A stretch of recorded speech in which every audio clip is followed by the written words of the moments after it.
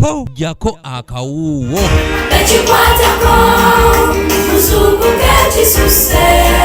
Abazadde abatafuddeyo okukuliza abaana baabwe mu ddiini basongeddwamu olunwe nga be baviiriddeko obutabanguko wamu n'ebikolwa eby'ettemu okweyongera mu ggwanga naddala ng'abaana b'ekika kino bakuze nga bino byogeddwa Reverend Father Leonard Kabalinkata ng'ono chaplain w'amasomero mu parishi eya Jinja Kaloli mu municipal y'e Nansana. Kyabulabe nnyo kubanga omwana wakula nga tamanyi ddiini akola buli kyonna kyayagala asaatukanga wayagala ate n'ebindi ekisinga omwana oyo bw'afuna obuzibu era bukomyawo eri muzadde bw'aba akuze nga kiwagi oba akuze ng'omutemu oba akuddemu embeera y'obubibbi era tagenda kubba bali balala gy'alaze mu nsi asookera kuggula omuzadde we yamukuza emirundi egisinga.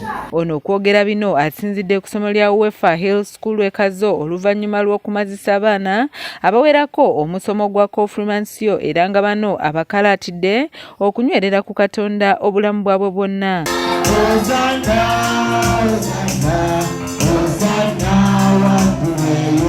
Akulira essomero lino Bagenda Ronald alaze obwennyamivu olw'emiwendo gy'ebintu okwekanama nga bino byennyini ate bye bikozesebwa mu masomero omuli emmere wamu n'ebirala wasinzidde okusaba bekikwatako okubaako kye bakola. Era ndowooza kuba kwafaze batugambye okwesiga Katonda mu biseera ebizibu gye tusigadde.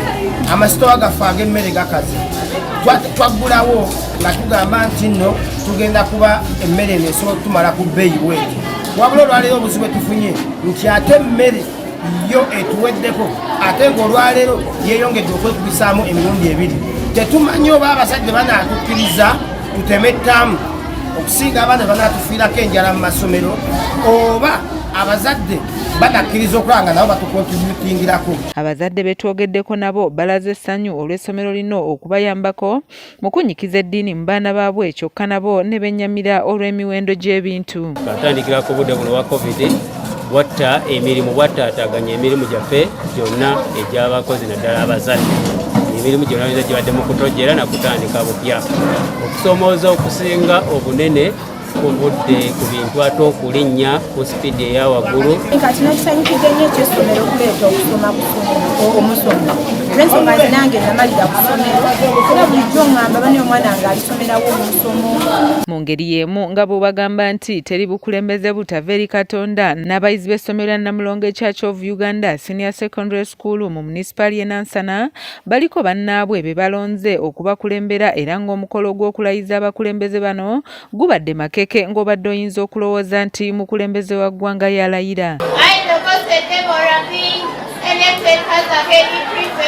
Do solemnly swear that I will serve with due diligence and will execute my duties without fear and favor. So help me God.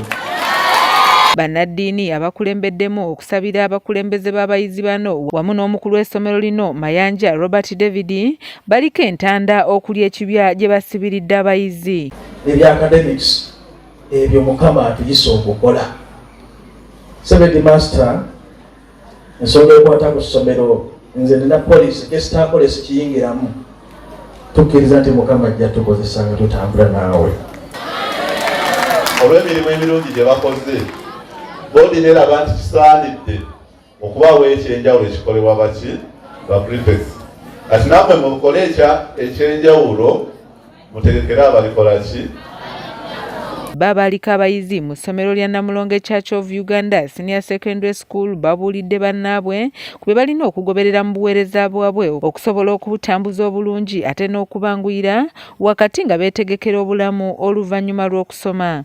Obukulembeze butuuka ekiseera omuntu n'okwata n'ovaako ate n'okola ki n'owa omulala ate naye n'atutwalamu n'okusingira ddala neebaza ate nze abo be mwakompitinze nabo ne bamanya nti bannange batusinze ne bawumula ne badda ebbali ne bakkiriza ne batabawo kwegugunga. Essaawa ya leero saandibadde nga nyimirira wano kwogera bigambo bino singa nazanyira mu kusoma.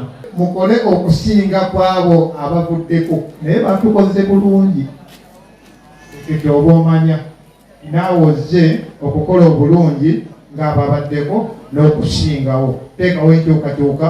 Ndi Sarah Nandawula ne David Sebuggwawo ku lwa ABS Television.